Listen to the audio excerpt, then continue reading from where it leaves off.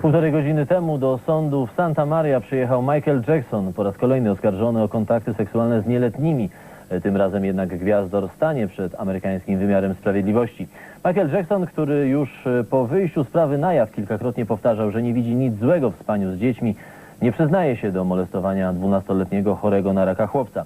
Sprawa, co zrozumiałe, budzi ogromne zainteresowanie opinii publicznej. Przed sądem zgromadziły się setki dziennikarzy i tłumy fanów gwiazdora. Eskortowany przez kilkunastu ochroniarzy, Michael Jackson przyjechał do sądu spóźniony o prawie 20 minut. Mimo to nie śpieszył się na salę rozpraw. Sędzia ostrzegł go, że w przyszłości takie zachowanie może go drogo kosztować. Dziennikarzom nie pozwolono uczestniczyć w rozprawie, ale wiadomo, że Jackson odrzucił wszystkie stawiane mu zarzuty. O niewinności słynnego piosenkarza przekonani są jego fani. Do Santa Marii, niewielkiego miasteczka w Kalifornii, gdzie toczyć się będzie proces, przyjechało kilkuset najwierniejszych fanów z całego świata. Od kilku dni oblegają budynek sądu, prokuratury i dom Michaela Jacksona.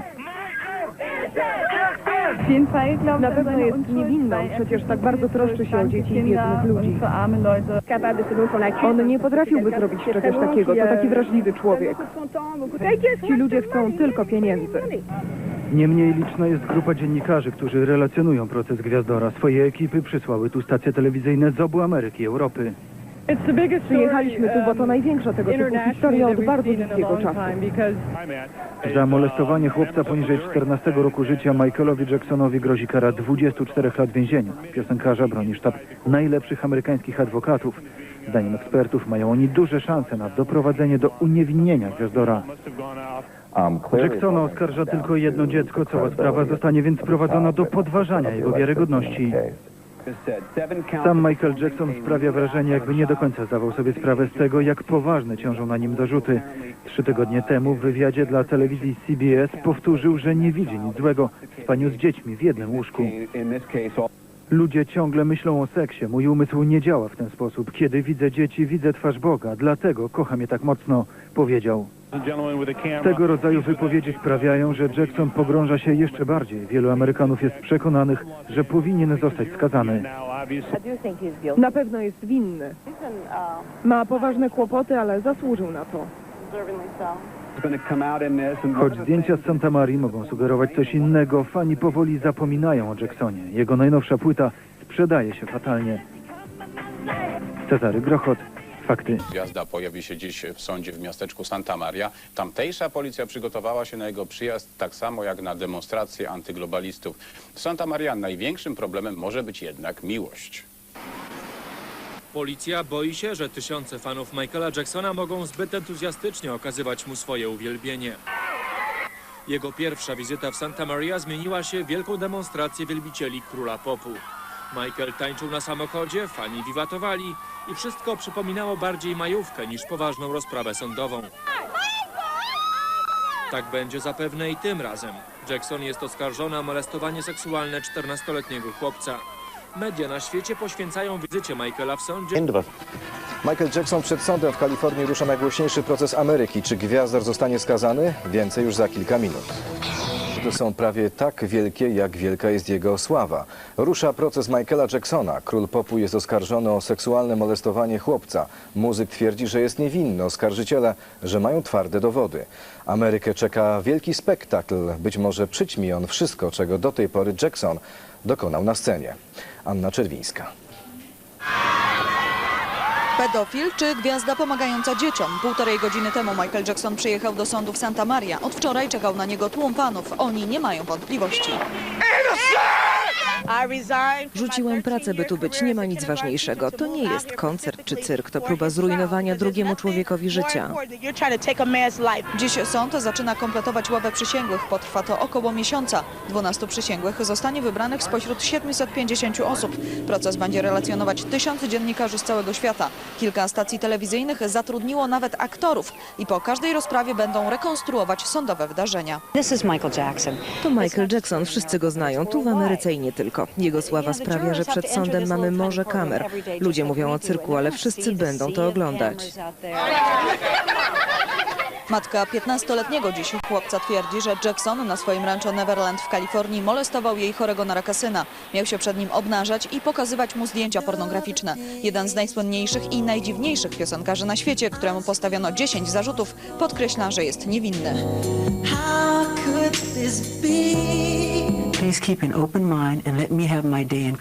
Pozwólcie mi się bronić. Jak każdy obywatel tego kraju zasługuje na uczciwy proces. Dowiodę swojej niewinności. Michael Jackson powtórzył, że jedynie pomaga chorym dzieciom, a informacje, które wyciekły z sądu, są ohydne. Mówi się, że król popu podstępnie upił chłopca, po czym wykorzystał go seksualnie. W domu piosenkarza podobno znaleziono zdjęcia nagich dzieci. Jeśli choć część z tych doniesień się potwierdzi, kontrowersyjny artysta będzie miał olbrzymie problemy. To będzie ciężka sprawa. Zeznania dzieci przeciwko zeznaniom króla popu. Nie sposób teraz przewidzieć, komu uwierzą przysięgli. Jeden z najgłośniejszych procesów ostatnich lat ma potrwać około pół roku. Michael Jackson, który mówi, że wszystko, co go teraz spotkało, to jakiś nocny koszmar, może trafić do więzienia nawet na 20 lat. Legenda muzyki pop Michael Jackson. Zarzuty poważne. Seksualne molestowanie nieletniego. Dowody w słowach dzieci i na zdjęciach. Po miesiącach prasowych spekulacji do głosu dochodzi sąd i przysięgi. Wyrok najwcześniej za kilka miesięcy. Leszek Jarosz. Demonstracje poparcia dla Jacksona i ekipy dziennikarzy z całego świata. Choć to dopiero początek procesu, emocje już sięgają zenitu. Rzuciłam pracę, żeby tu przyjechać. Próbujecie odebrać temu człowiekowi życie. Dziś sędziowie będą wybierać przysięgłych. O 12 miejsc walczy 750 kandydatów. Mała salka sądu w Santa Maria przez najbliższe miesiące będzie przeżywać prawdziwe oblężenie. Uwaga publiczności jest wyjątkowa. Sprawa staje się nie tylko sporem prawnym, ale spektaklem medialnym. Jackson został oskarżony ponad rok temu przez 15-letniego dziś Johna Doe. Gwiazdor miał mu podać alkohol i wykorzystać w swojej posiadłości Neverland. Jackson nie przyznaje się do winy. Pozwólcie mi się bronić. Jak każdy amerykański obywatel zasługuje na uczciwy proces. Dowiodę swojej niewinności, gdy przemówi prawda. Ale zdaniem oskarżycieli dowody winy Jacksona są niezbite. Przeciwko Gwiazdorowi będą świadczyć dzieci, które gościły w jego posiadłości. Znaleziono tam także kompromitujące zdjęcia. Obrońcy Jacksona przekonują, że zdjęcia rozebranych chłopców nie należały do niego, a 15-latek, który go oskarża, chce jedynie wyłudzić odszkodowanie. Jeśli przysięgli uznają... Dzisiaj reputacja zawisły na włosku sięga się po gwiazdy.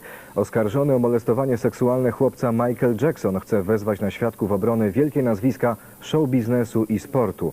Na razie jednak król popu musi sięgnąć po lekarstwa, bo w drodze na rozprawę przez grypę wylądował w szpitalu. Listę nazwisk osób, które przed sądem mają bronić honoru Michaela Jacksona, przedstawił podczas wczorajszej rozprawy jeden z obrońców Gwiazdora. Obok Elizabeth Taylor czy Kobiego Bryanta są na niej m.in. Stevie Wonder oraz gwiazdy telewizji Jay Leno i Larry King. Ale wszystko wskazuje na to, że Jackson przynajmniej części z tych osób zapomniał powiedzieć, że zamierza skorzystać z ich pomocy. Jestem na tej liście? Jest tam moje nazwisko? Okej, można powiedzieć, że go znam, bo kiedyś z nim rozmawiałem, ale nic ponadto. Prawnicy zapowiadają, że proces Jacksona zakończy się jeszcze w tym roku. Gwiazdor jest oskarżony o molestowanie seksualne. Cały świat, zboczeniec czy ofiara, niewinny czy zasłużył na 20 lat więzienia, molestował dzieci czy je kochał. Los Michaela Jacksona w rękach ławy przysięgłych, a proces właśnie się zaczął. Łukasz Słapek. Drogę do sądu liczącym niespełna 100 000 mieszkańców w miasteczku Santa Barbara Michael Jackson poznał już dobrze. Także tym razem jego wejście do budynku obleganego przez tłumy fanów po jednej i przeciwników po drugiej stronie nie różniło się niczym od poprzednich. Inne było jednak to, co tym razem działo się na sali rozpraw. W milczeniu piosenkarz wysłuchał mowy prokuratora, który oskarżył go o perwersyjne molestowanie dzieci. Obrona dowodziła natomiast, że artysta padł ofiarą spisku matki rzekomo wykorzystywanego 13-letniego wtedy chłopca chorego na raka. Zresztą większość osób, które z całego kraju przyjechały do miasta, by wesprzeć swojego idola, sądzi podobnie. Jeśli w 1993 roku byłyby dowody świadczące przeciwko niemu, to zostałby skazany. Jeden z prawników oskarżenia to ten sam człowiek, który wynegocjował wtedy wielomilionowe odszkodowanie.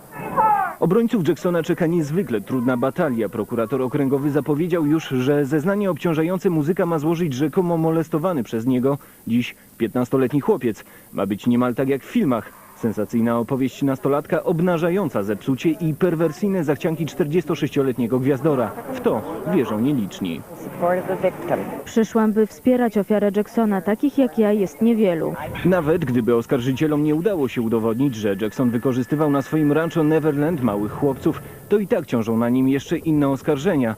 Oskarżenia, które mogą budzić podobną odrazę jak zarzut molestowania. Dlatego prokurator zarzucił muzykowi, że ten często upijał goszczących u niego nieletnich, a nawet próbował ich więzić. Uważam, że Michael jest niewinny i wierzę, że jest ofiarą niesprawiedliwości, która trawi ten naród. Ale proces Jacksona to tak naprawdę jedyne, czym żyje naród. Najlepiej o tym świadczy to miejsce. Kilkadziesiąt wozów reporterskich, z których dziennikarze mówić będą o kolejnych dniach procesu. Nie ma sposobu, by tego uniknąć. W tym kraju tak już jest, że w podobnych przypadkach reporterzy Wywiadów o sprawie Fozu poświęcono by serial i to nadawany w najlepszym czasie antenowym. Dziś możemy podglądać, jak łzy na twarzy Michaela Jacksona szkicuje specjalny sądowy rysownik, a grupa aktorów odtwarza sceny z procesu. O tym, jak to się robi w Ameryce, Katarzyna Sławińska. Miejski sąd w niewielkiej Santa Marii zamienił się w twierdzę. Metalowe barierki, siatka, policjanci. Te środki bezpieczeństwa wydają się na wyrost. Gdy Michael Jackson rano wchodzi do sądu, za bramą czeka na niego najwyżej 10 osób. Michael kocha dzieci i nigdy by tego nie zrobił. To media wszystko przekręciły, zrobiły z niego złego człowieka, a on jest dobry. W to nie wierzą te dwie kobiety. Codziennie przychodzą tu wspierać nastolatka, który oskarża gwiazdora o molestowanie seksualne. Jestem matką trójki małych dzieci. Chcę, żeby wiedziały, że jeśli cokolwiek stanie się dzieciom, moim czy innym, zostaną wysłuchane.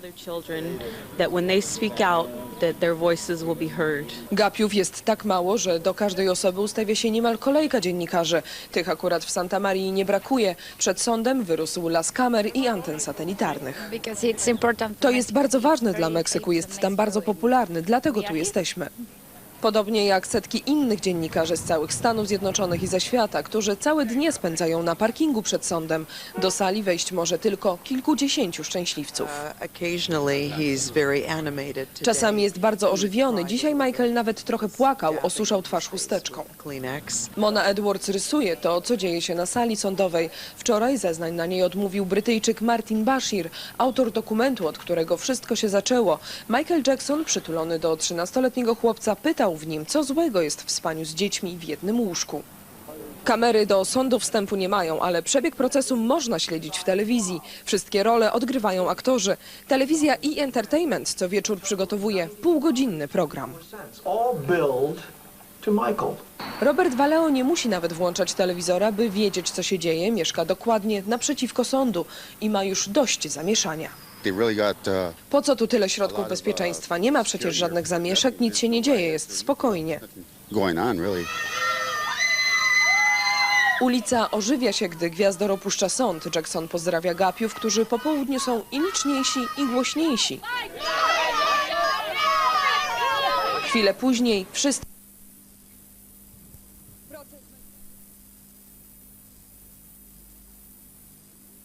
relacjonować. Prawdziwe tłumy fanów pojawią się prawdopodobnie. Czytywał wyrok. Katarzyna Sławińska, Fakty, Santa Maria w Kalifornii. Ci Michaela Jacksona nie będą go już bronić. Podjęli taką decyzję po pokazie nagrania wideo sprzed 2 lat z zeznaniami molestowanego przez gwiazdora chłopca. Wstrząsające i pełne drastycznych szczegółów zeznania pokrywają się ze złożonymi przez 13-latka kilka tygodni temu. Rezygnacja adwokatów z dalszej walki o uniewinnienie Jacksona oznacza, że już w środę jego proces może wejść w decydujący etap, a 46-letni piosenkarz wkrótce może usłyszeć wyrok. Grozi mu kilkanaście lat więzienia. Maciej Woroch, Fakty. Wody i smutek na twarzach obrońców króla popu. W Santa Monica w Kalifornii dobiega końca proces Michaela Jacksona. A czy wraz z procesem dobiegnie końca również jego kariera? To ostatnie starcie przed sądem w Santa Maria. Mowy końcowe obrony i oskarżenia mogą potrwać około 8 godzin. Sytuacja Michaela Jacksona jest bardzo zła. W zeszłym tygodniu w sądzie pokazano taśmę, na której nastolatek, główny świadek oskarżenia, opowiadał o tym, jak piosenkarz poił go alkoholem, a później wykorzystywał seksualnie. Po tych rewelacjach obrońcy gwiazdora poddali się i już tylko czekają na wyrok. Michael jest bardzo zdenerwowany. To straszne siedzieć w tej sali i słuchać, jak go oskarżają. Oskarżyciele powołali w sumie ponad 80 świadków, którzy opowiadali o tym, co Jackson robił z chłopcami w swojej posiadłości Neverland. Obrońcy twierdzą, że matka rzekomo molestowanego chłopca... Świadków, 12 ławników i dziesiątki fanów także z Polski. Zostaje jeszcze pytanie, ile dostanie Michael Jackson. Odpowiedź, proszę Państwa, lada moment, a w faktach miejsce, gdzie chyba bezpowrotnie kończy się bajka o Michaelu Jacksonie. Stamtąd Katarzyna Sławińska. Kasiu, żadnych szans na uniewinnienie? Myślę, że najbliżej odpowiedzi na to pytanie jest 8 kobiet i 4 mężczyzn, którzy za moimi plecami w budynku sądu debatują nad werdyktem w sprawie Michaela Jacksona. Jeśli uznają go winnym wszystkich zarzutów, grozi mu 20 lat więzienia. On sam wczoraj z powodu bólu pleców wywołanym prawdopodobnie stresem na kilka godzin trafił do szpitala. Teraz na werdykt czeka na swoim rancho Neverland w otoczeniu najbliższej rodziny i oczywiście najwierniejszych fanów. Kilkudziesięciu fanów. Parasole to osłona przed dziennikarzami, których oskarżają o oczernianie ich idola. Aneta jest tu codziennie od ponad tygodnia. Razem z koleżankami szykuje kolejne transparenty, taki jak ten. Polska Cię kocha, Michaelu. Bo my tu wszyscy jesteśmy przekonani, że on jest niewinny. Nie musimy nawet śledzić tą sprawę aż tak jak adwokaci i słuchać tych kłamstw, bo wiemy po prostu, co jest, czy on to zrobił, czy nie. Właśnie tu, na Wielkim Rancho, 2 lata temu Jackson miał najpierw odurzać alkoholem, a potem molestować chorego na raka 13-letniego Gavina. Dla Marty to wyssane z palca bzdury. Była gościem Jacksona w Neverlandzie. Mówi, że zawsze są tam dzieci, bo Gwiazdor od wielu lat im pomaga. Rancho stworzone jest dla dzieci, jest to prawda. I nie ma to nic wspólnego z pornografią dziecięcą, absolutnie. U Michaela jest na przykład sala kinowa, w której są specjalnie przeznaczone dla chorych dzieci łóżka z kroplówkami. Przebiegły pedofil, który najpierw zdobywał zaufanie chłopców, by potem ich wykorzystać, jak twierdzi prokuratura, czy naiwna ofiara przebiegłości i chciwości ludzi, którym zależy wyłącznie na pieniądzach, jak utrzymuje obrona. To decyzja, którą po 14 tygodniach procesu i wysłuchaniu 140 świadków muszą podjąć przysięgli. Zadanie trudne, bo żadna ze stron nie przedstawiła jednoznacznych dowodów. Mieszkańcy Los Olivos, uroczego miasteczka pełnego galerii i winiarni położonego najbliżej posiadłości Jacksona, rzadko widują swojego sąsiada. Wiedzą jedno, to ekscentryk. Był przebrany za Spidermana, nikt nie wiedział kto to, dopiero gdy w jednym ze sklepików zdjął maskę, okazało się, że to Michael Jackson. Melanie z Londynu, która po raz 4 przyjechała wspierać Jacksona, przekonuje, że to co dziwne nie jest nielegalne i wierzy, że ława przysięgłych bardzo szybko podejmie decyzję. Jeśli istnieje jakakolwiek sprawiedliwość, zostanie całkowicie oczyszczony, będzie wolnym człowiekiem. Nawet najwierniejsi fani zdają sobie jednak sprawę, że nigdy już nie wróci na szczyt. To koniec jego kariery. Z ponad 200 milionami dolarów długu, być może także koniec jego baśniowej Nibelandii. Jedynego chyba miejsca, w którym czuł się bezpiecznie i w którym teraz czeka na decyzję o swoim losie. Katarzyna Sławińska, fakty Rancho Neverland. 4 mężczyzn, którzy osądzą Michaela Jacksona. Siedzą odcięci od świata i trzymają nas w napięciu. Czy ława przysięgłych w Santa Maria to rzeczywiście 12 gniewnych ludzi? O tym Katarzyna Sławińska. Odcięcie od świata za wysoką zasłoną to miejsce, gdzie 12 zwykłych ludzi decyduje, czy posłać Michaela Jacksona do więzienia. Przed sądem w Santa Maria coraz większy tłum czeka na werdykt. Chcę, by zajrzeli do swoich serc, wznieśli się ponad prywatę i oszczerstwa, oparli na faktach. Tylko tego chcę i o to proszę. Tego chce pewnie także prawdziwy Michael Jackson. 8 kobiet, 4 mężczyzn i ich myśli. To teraz największa tajemnica procesu. Nie można ujawniać ani ich twarzy, ani nazwisk. W pobliżu miejsca, gdzie obradują, nie można nawet rozmawiać o procesie. Juliet wiele razy przyglądała im się na sali sądowej. Próbowała odgadnąć, po czyjej są stronie. Zawsze zachowywali kamienną twarz. Bez względu na to, co się działo, nie pokazywali emocji i tego się od nich oczekuje. Przy całym medialnym szaleństwie otaczającym proces oczekuje się także od nich, by nie czytali gazet, nie oglądali telewizji, nie robili nic, co mogłoby w jakikolwiek sposób wpłynąć na ich decyzje. Bob Massey, ekspert telewizji Fox, przekonuje, że sędziowie przysięgli bardzo poważnie traktują swoje zadanie. Podejmą decyzję bez względu na media, patrząc nie na to, kim jest Jackson, ale na dowody. Choć oczywiście z powodu Jacksona cała sprawa jest bardziej skomplikowana. O losie Gwiazdora decydują właściwie jego sąsiedzi, mieszkańcy pobliskich miasteczek. Wiadomo, że mają od 20 do 79 lat. Pracownica supermarketu, emerytka, młody inwalida marzący o karierze dziennikarza. Biali, latynosi, Azjatka. Nie ma wśród nich nikogo czarnoskórego. Michael postanowił nie robić z tego problemu, choć jeśli ktoś taki jak Elvis Presley, biały gwiazdor tego kalibru, byłby sądzony przez wyłącznie czarnych przysięgłych, to prasa zrobiłaby aferę. Winny, niewinny, 10 zarzutów, 12 przysięgłych, 120 decyzji do podjęcia. Może jest winny. Tak jak w najsłynniejszym chyba filmie o ławie przysięgłych, każda z nich musi być jednomyślna i nie pozostawiać miejsca na żadne wątpliwości.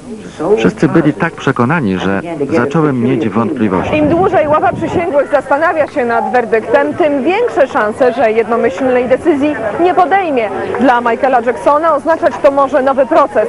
Dla fanów i dziennikarzy kolejne tygodnie na posterunku. W zasadzie bardzo wielu elementów, stworzenie w zasadzie takiej nowoczesnej muzyki pop z pomocą producenta Quincy Jonesa, ale też pamiętam go, staram się pamiętać go z jeszcze wcześniejszych lat, z płyty Off the Wall i z grupy Jackson 5, z takich lat, no rzeczywiście lat niewinności, jeśli można powiedzieć, jeśli chodzi o wizerunek Jacksona, bo cały czas staram się nie odnosić do tego, czy zarzuty były prawdziwe, czy były nieprawdziwe. To jest kwestia do rozstrzygnięcia dla sądu. Natomiast rzeczywiście coś się wydarzyło z jego życiem w ostatnich kilkunastu latach takiego, że ja jestem skłonny mniej mu ufać, mniej go lubić za to, jak się zachowuje. Dziękuję bardzo. Bartek Haciński, szef działu kulturalnego tygodnika Przekrój. Oglądacie Państwo specjalne wydanie programu, specjalny serwis TVN24, program poświęcony werdyktowi i uniewinnieniu Michaela Jacksona.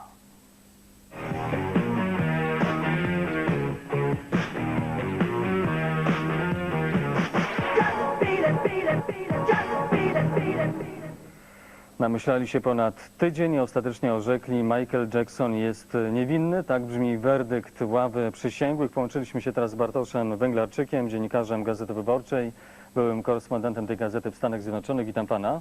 Dobry wieczór. Panie Bartoszu, jak pan przyjął ten werdykt i jak pan myśli, jak będzie on komentowany w Ameryce? No, przyjąłem go z zaskoczeniem, pewnie jak większość komentatorów, którzy oczekiwali jednak, że Michael Jackson zostanie skazany. Co prawda nie za wszystkie zarzuty. Wydawało się, że śledząc tę sprawę, że te zarzuty najpoważniejsze o molestowanie seksualne dziecka nie zostały udowodnione po prostu przez prokuratora. On jednak nie do końca wykonał swoją pracę i wydawało się, że przysięgli muszą uniewinnić Jacksona z tych zarzutów, ale ja byłem przekonany osobiście, że skażą go z mniejszych zarzutów, na przykład o podawanie alkoholu nieletnim, albo pokazywanie nieletnim materiałów pornograficznych, za co groziła Jacksonowi kara więzienia w zawieszeniu. I wydawało mi się, że to tak się skończy. No to jest oczywiście wielki sukces Jacksona, wielki sukces jego obrony. Powstanie zapewne w Ameryce w ciągu najbliższych lat niejedna książka, w której będą analizować prawnicy, jak do tego doszło. Bartosz Węglarczyk, dziękuję bardzo. Przenosimy się jeszcze raz do Santa Maria, do Kalifornii. Jest tam Katarzyna Sławińska. Kasiu. Halo, Katarzyna Sławińska. Czekamy na połączenie z Katarzyną Sławińską, która jest tam wciąż przed sądem wśród tłumu fanów, którzy przez te wszystkie ostatnie dni obserwowali, czy starali się obserwować, bo dużo nie było widać, przebieg procesu. Dzisiaj widzieli, jak Michael Jackson w kolumnie samochodów przyjechał do sądu. Słyszeli przez megafony werdykt, ten sam werdykt, który Państwo też słyszeli i który dla Państwa tłumaczyliśmy, i widzieli potem wyjeżdżającą kolumnę samochodów. Widzimy teraz, jak Michael Jackson wraca do domu. To ten czarny samochód, jeden z kilku, bo to jest cała kolumna samochodów, którymi wraca do domu Michael Jackson oraz jego świta. Katarzyna Sławińska. Kasiu, czy teraz mnie słyszysz? Tak, słyszę. Jesteś tam cały czas na miejscu. Czy jeszcze są fani? Czy już się rozeszli? Co się dzieje? Powoli życie przed sądem w Santa Maria wraca do normalnego chyba trybu, można powiedzieć. Fani powoli się rozchodzą. W tej chwili jest tu kilkadziesiąt, może ponad 100 osób, które cały czas wiwatują. Po ogłoszeniu werdyktu ława przysięgłych uznała, jak wiemy, że Michael Jackson jest niewinny. W związku z tym powoli rozchodzą się fani. Z tego co wiem, rozmawiałam z kilkoma z nimi, w tej chwili przenoszą się pod bramę rancha Michaela Jacksona w Neverland. Tam zamierzają dzisiaj świętować to, co oni uznają za prawdziwe zwycięstwo. Oni wierzyli w swojego idola i uznali, że ława przysięgłych podjęła właściwą decyzję. Trzeba podkreślić, że to, że ława przysięgłych uznała Michaela Jacksona za niewinnego wszystkich zarzutów, to wcale nie oznacza, że nie do końca wierzy, to wcale nie oznacza, że on tego nie zrobił. Po prostu oznacza to, że prokuratura nie udowodniła w wystarczający sposób, nie udowodniła w sposób, który nie pozostawiał najmniejszych wątpliwości, że Michael Jackson jest winny. Ława przysięgłych uznała widocznie, że takie wątpliwości są i uniewinniła piosenkarza. Istnieje domniemanie niewinności i takie jest dzisiaj orzeczenie. Michael Jackson niewinny. Dziękuję bardzo. Katarzyna Sławińska z Santa Maria i kończymy w ten sposób już to specjalne wydanie długiego serwisu TVN24 poświęcone w całości sytuacji Michaela Jacksona, która dzisiaj okazała się całkiem dobra. Być może Michael Jackson jeszcze godzinę temu jechał do Santa Maria wysłuchać wyroku z duszą na ramieniu. Teraz być może znowu wraca uskrzydlony, chociaż jak widzieliśmy bardzo zmęczony, bardzo wyczerpany. Michael Jackson uznany przez ławę przysięgłych niewinnym w każdym z 10 postawionych mu zarzutów. To w sumie dobra informacja na koniec dnia, na pewno dobra dla Michaela Jacksona. Już się z Państwem żegnam i życzę dobrej nocy.